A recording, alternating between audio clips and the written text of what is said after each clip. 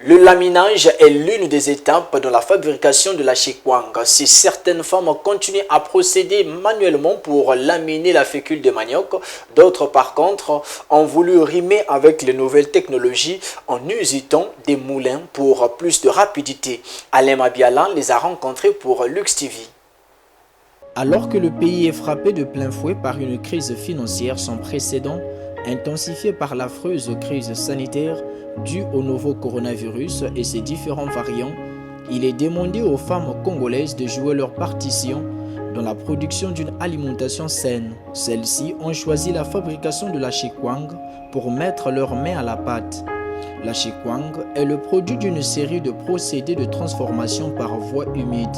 Tout commence par le pluchage des tubercules de manioc, ensuite le ruissage, qui est soldé par un entassement de la farine dans les sacs. Viendra en outre le défibrage. La prochaine étape est le laminage.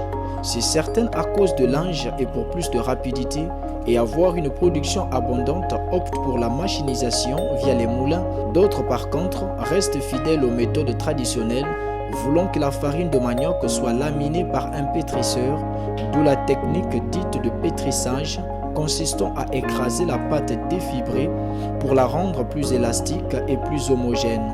Cette opération se fait sur un plateau creux en bois qui pâquille en langue locale sur lequel la pâte est laminée par un cylindre du même bois. Peut-être que zolave bakwanga ya machine parce que peut-être préféré kabeto na maboko. Nous faisons le laminage de la farine de manioc de façon manuelle.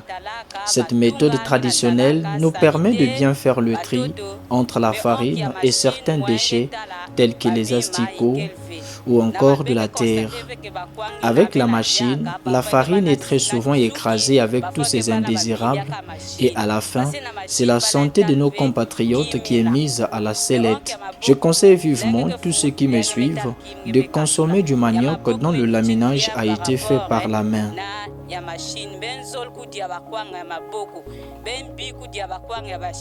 Une assertion qui est loin d'être une lapalissade. Il n'y a pas de différence entre le manioc dont le laminage s'est fait à l'aide de la machine et celui fait à la main. Tout est question de l'expertise de celle qui en fabrique. C'est la même chose entre le saka écrasé et celui fait par pilage. Ce qui est louable avec la machine, elle permet aux mamans dont les âges sont avancés d'avoir une meilleure production. Si à la main, elles ne pouvaient se limiter qu'à 2000, avec la machine, elles ont la facilité d'aller jusqu'à 5000 francs de productivité. Après le laminage vient la pré-cuisson où la farine laminée est mise au feu dans une grosse marmite. S'en suivra le malaxage pour une meilleure élasticité de la chikwang. Le modélage et l'emballage dans des feuilles spontanées viennent cloder ce long et laborieux processus.